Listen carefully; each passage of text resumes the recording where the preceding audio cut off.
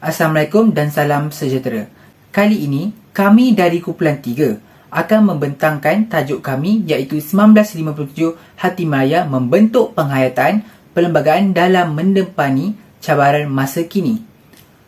Tapak integrasi ialah sebuah ruang abstrak dan ruang nyata di mana pelbagai pihak atau kelompok masyarakat termasuk kelompok etnik, agama, parti politik, badan bukan kerajaan dan sebagainya yang berbeza etika dan peradaban bertemu dan berikhtiar mencari persetujuan atau titik pertemuan secara harmoni.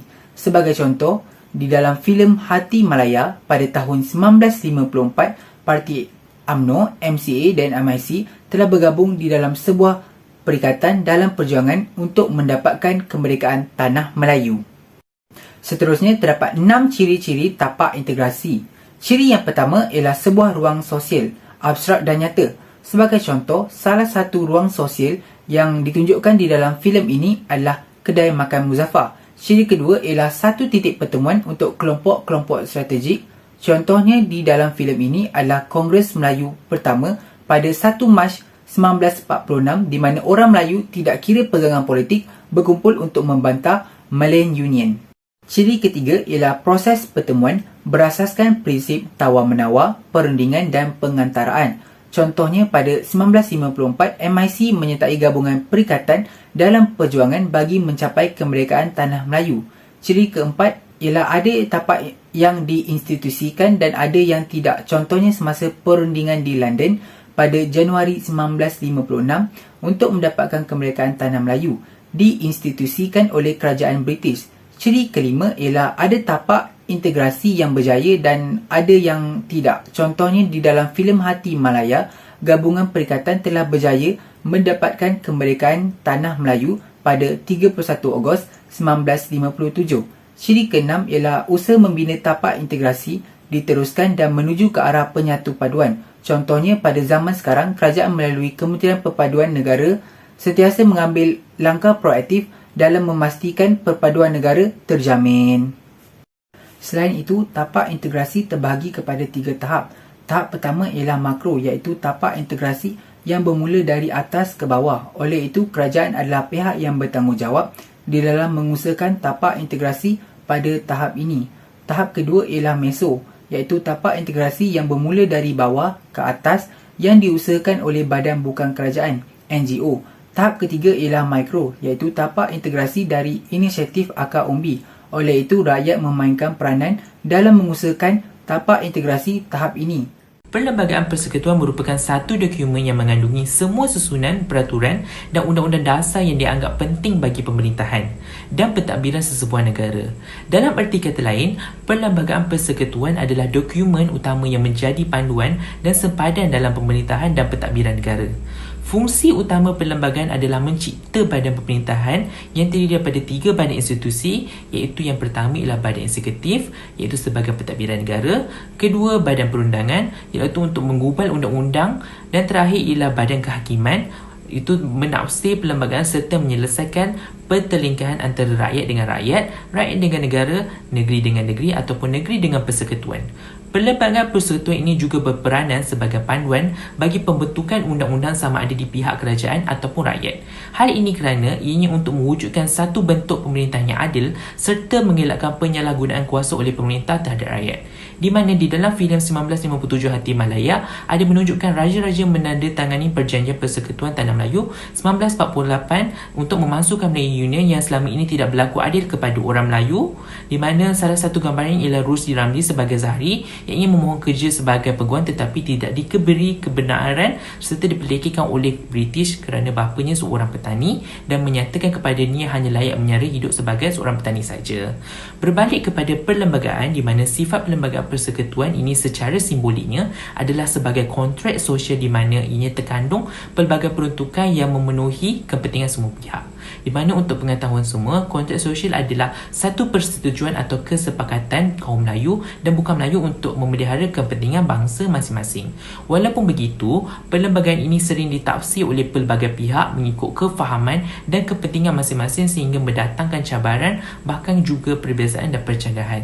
Seterusnya, menerusi perlembagaan dalam konteks Malaysia pula, di mana perlembagaan persekutuan ini adalah sebuah dokumen bertulis yang menyediakan asas kenegaraan Malaysia, di mana sifat dokumen bertulis ini ianya sangat kukuh dan sukar untuk dibuat pindaan, melainkan ada peruntukan dalam perlembagaan tersebut yang membolehkan ianya dipinda, di mana juga perlembagaan ini adalah simbol kepada kemerdekaan dan kedaulatan negara Malaysia. Perlembagaan ini juga direka bentuk atas kerangka asal tanah Melayu yang bersandarkan kepada sejarah, budaya dan amalan negara.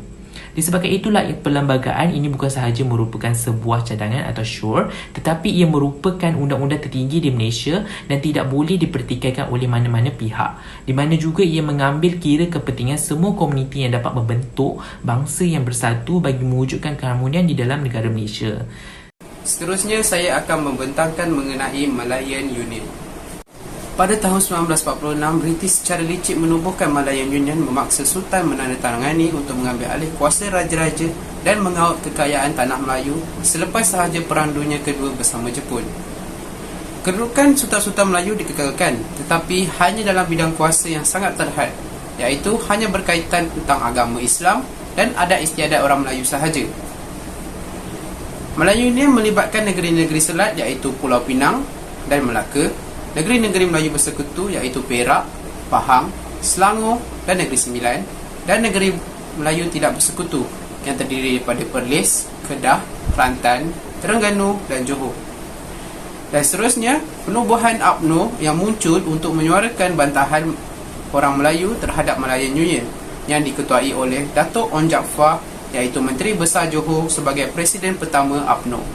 Kemudian Perjanjian Persekutuan Tanah Melayu dibantah oleh orang Melayu atau UMNO yang dipimpin oleh Onn Jaafar. Malayan Union dibubarkan dan digantikan dengan Persekutuan Tanah Melayu, seperti di dalam filem Hati Malaya watak Datuk Onn Jaafar yang dilakukan oleh Zafrul Nordin, yang berjaya menyatukan orang Melayu untuk menentang Malayan Union.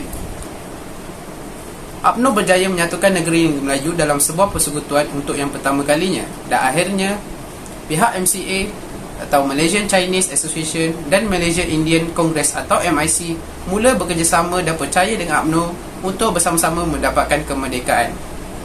Ini juga merupakan titik rujukan untuk perlembagaan kemerdekaan. Akhirnya, setelah lebih 400 tahun dijajah, orang Melayu bersatu menentang Malayan Union dan berjaya berjuang untuk menuntut kemerdekaan. Salah satu kerangka asas bagi perlembagaan persekutuan adalah Islam agama bagi persekutuan. Ini bermaksud Islam adalah agama bagi persekutuan, tetapi agama lain boleh diamalkan dengan amai dan damai. Yang kedua, Yang di-Pertuan Agong hendaklah menjadi ketua agama Islam di wilayah-wilayah Persekutuan Kuala Lumpur, Labuan dan Putrajaya. Yang ketiga, tiap-tiap orang adalah berhak menganuti dan mengamalkan agamanya masing-masing. Seterusnya, hak rakyat terhadap keselamatan daripada kezaliman dalaman terjamin sepenuhnya oleh undang-undang dengan meletakkan garis panduan yang jelas dalam pelaksanaan hukuman. Yang terakhir sekali, jaminan atas hak dalam memeluk agama, melaksanakan ibadah dan menghormati perbezaan agama. Negara persekutuan merupakan salah satu kerangka asas bagi perlembagaan persekutuan. Terdapat beberapa ciri-ciri umum negara persekutuan, antaranya ialah: pertama, perkongsian kedaulatan; kedua, negeri-negeri diberi kuasa autonomi sebagaimana dipersetujui; yang ketiga, mahkamah paling tinggi yang mentafsir perlembagaan; yang keempat, layanan sama rata antara negeri-negeri; dan yang kelima, mempunyai perlembagaan bertulis. Kebebasan asasi merangkumi jaminan kepada hak-hak sivil dan politik seperti hak untuk hidup, kebebasan beragama dan kebebasan bersuara. Ia mengambil kira keadaan fabrik masyarakat Malaysia di mana menjaga kedudukan khas orang Melayu dan kepentingan sah komuniti lain. Bagi kebebasan yang kitab mutlak, ia tertakluk kepada ketenteraman dan keselamatan negara yang menjaga aspek kewarganegaraan, kedudukan raja, bahasa Melayu seperti kes Mio Atikur Rahman v Fatimah Sihi. Seterusnya adalah perkara subversif dan darurat. Yang pertama, Parlimen boleh mengambil tindakan terhadap mereka yang menyebabkan keganasan, menyebarkan hasutan dan menimbulkan sentimen perkauman sehingga memudaratkan ketenteraman awam.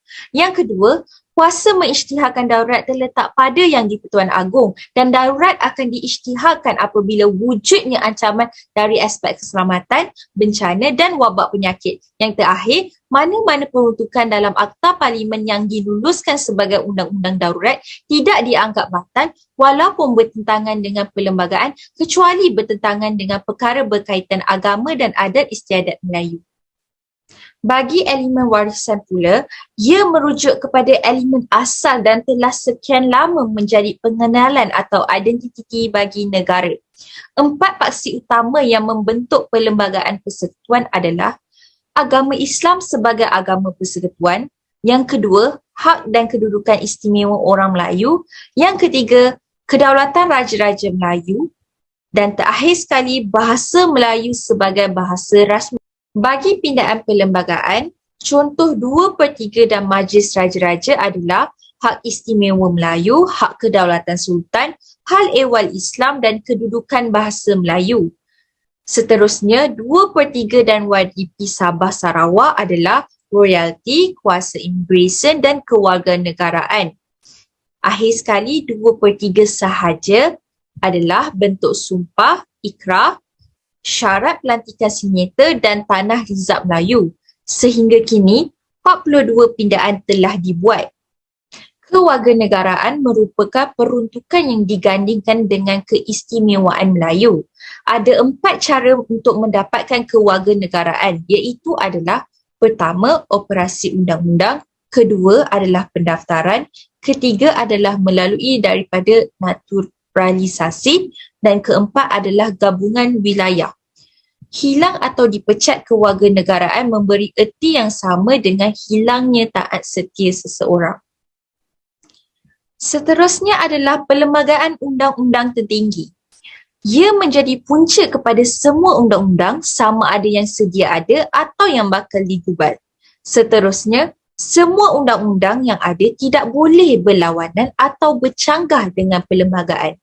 Terakhir sekali, Mahkamah mempunyai kuasa untuk membatalkan sesuatu undang-undang yang digubal oleh Parlimen jika undang-undang berkenaan berada di luar bertentangan dengan perlembagaan persekutuan. Terdapat pelbagai cabaran yang diterapkan di dalam filem ini. Antaranya ialah perbezaan pendapat. Hal ini boleh dikaitkan dalam babak di antara Tunku Abdul Rahman dan juga Dato' On Jaafar, di mana Dato' On tidak bersetuju dengan cara Tunku Abdul Rahman yang terus ingin membuat perjumpaan dengan pihak British untuk menuntut kemerdekaan tanpa berbincang dengan beliau. Bagi pandangan Dato' On, rakyat masih tidak bersedia untuk merdeka. Beliau berasakan tindakan Tunku Abdul Rahman adalah melulu. Bagi Tunku Abdul Rahman pula, beliau ada berkata bahawa selagi kita tidak menuntut kemerdekaan, selagi itu orang putih akan berkuasa. Contoh seterusnya, perbezaan pendapat di antara ahli kampung. Sebagai contoh, apabila Malayan Union terhapus dan Persekutuan Tanah Melayu ditubuhkan, berlakunya rungutan-rungutan dari sesetengah orang kampung. Mereka berkata motif Malayan Union dan Persekutuan Tanah Melayu adalah sama, di mana semua negeri disatukan hanya untuk melihat British berkuasa. Mereka berkata seakan-akan usaha Dato' On hanyalah sia-sia. Sementara Zahari, lakonan daripada Rushdie Ramli, salah seorang penduduk kampung, membelahi Dato' On dengan berkata, jika Dato' On tidak mewujudkan Persekutuan Tanah Melayu, Malayan Union sudah berlangsung dan kuasa raja tidak akan dikembalikan. Di sini, terdapat beberapa kekecohan yang tidak mendapat persetujuan yang sama daripada seluruh rakyat. Hal ini akan menimbulkan lagi cabaran lain, iaitu cabaran untuk menyatu padukan penduduk kampung. Semasa perbincangan UMNO berlaku, rakyat berpecah menjadi kepada dua pihak, iaitu pihak Dato' On Jaafar dan juga Tunku Abdul Rahman. Hal ini kerana mereka tidak bersetuju dengan pencampuran bangsa asing dalam pertubuhan mereka yang dicadangkan oleh Dato' On. Cabaran seterusnya adalah kekurangan wang dalam proses lawatan ke luar negara, iaitu London, untuk berunding. Hal ini kerana wang persatuan mereka tidak mencukupi untuk menampung kos perbelanjaan di sana, yang membuatkan Tunku Abdul Rahman hampir ingin membatalkan rancangan beliau. Akan tetapi, rakyat tiba-tiba bersuara untuk membantu Tunku Abdul Rahman dengan sanggup menggadaikan harta mereka dan mengumpul sejumlah wang daripada setiap rakyat. Hal ini telah membuatkan Tunku Abdul Rahman berasa tersentuh dan akhirnya perancangan beliau berjalan dengan lancar kerana dengan pertolongan rakyat. Kesimpulannya, Perlembagaan Persekutuan Malaysia yang ada pada masa kini berasaskan kepada perjanjian dan persefahaman antara pelbagai kaum sejak sebelum negara kita mencapai kemerdekaan lagi. Ianya telah mengambil kira kepentingan pelbagai kaum termasuklah kepentingan penduduk asal Tanah Melayu iaitu kaum Melayu serta Bumiputera Sabah dan Sarawak. Perlembagaan Persekutuan memperakui dan menerima bentuk pembinaan negara bangsa Malaysia yang dipersetujui oleh tokoh kemerdekaan negara contohnya Tunku Abdul Rahman. Oleh itu, setiap individu haruslah mengenal kembali sejarah negara kita sebelum cuba untuk mempertikaikan perjanjian yang telah dipersetujui oleh orang terdahulu. Sekian saja daripada kami. Terima kasih.